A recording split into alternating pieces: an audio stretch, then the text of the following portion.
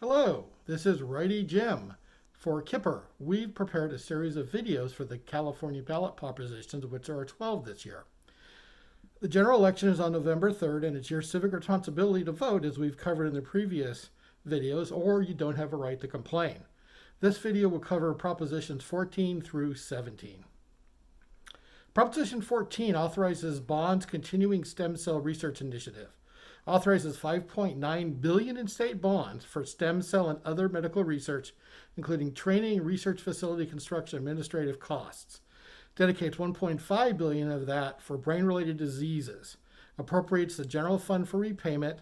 Expected related programs fiscal impact will be $260 million a year for the next 30 years out of the general fund to repay these bonds.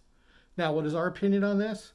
This is an attempt at a second round of funding for the California Institute of Regenerative Medicine. The original $3 billion was authorized by voters in 2004.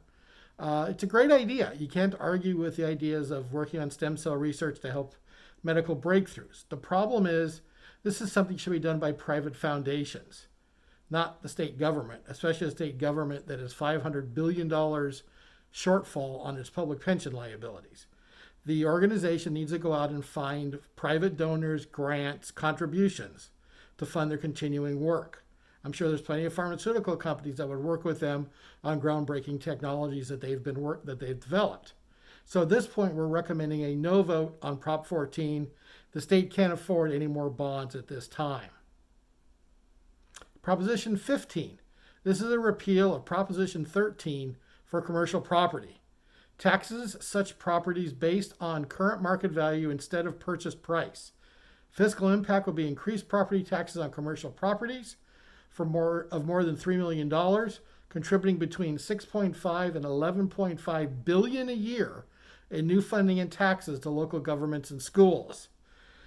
Okay, this is the attempt of the liberals to go after Proposition 13. This is backed by the teachers union and social justice warrior organizations, with the intent to begin the process of the 1978 landmark Proposition 13's overturn. This is the first step.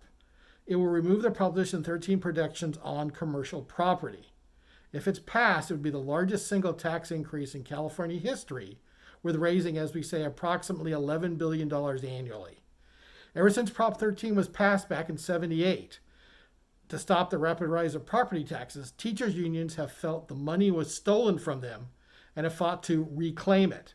It is stated in the pro-Proposition 15 ballot argument, this was originally placed on the ballot over a year ago, but the teachers' unions felt the language was too accurate and wouldn't test well, i.e., wouldn't be approved by voters because they were telling the truth.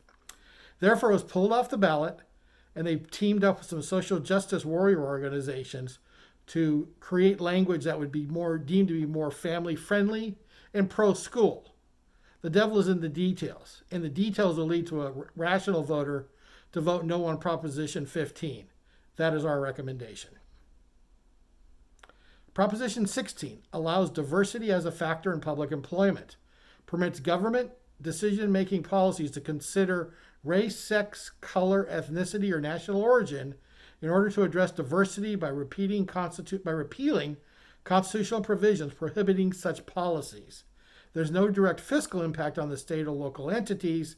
The effects of the measure will depend upon future choices of the state and local governments and how they will implement it.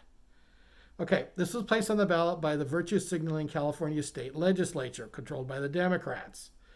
They didn't want to have to vote on it themselves, so they kicked it down to the initiative process for voters to decide. Therefore, whichever way it goes, they can look at their hand. They can look at it as their hands are clean on this, and they gave it to the voters to make the decision, and it can't come back to haunt them at some future date. This will basically repeal the 1996 Proposition 209 that went out and repealed any sort of racial quotas from the hiring process, meaning anybody can hire anybody for any job without having to worry about, am I hiring enough of minority X or gender Y in a position to not get in trouble.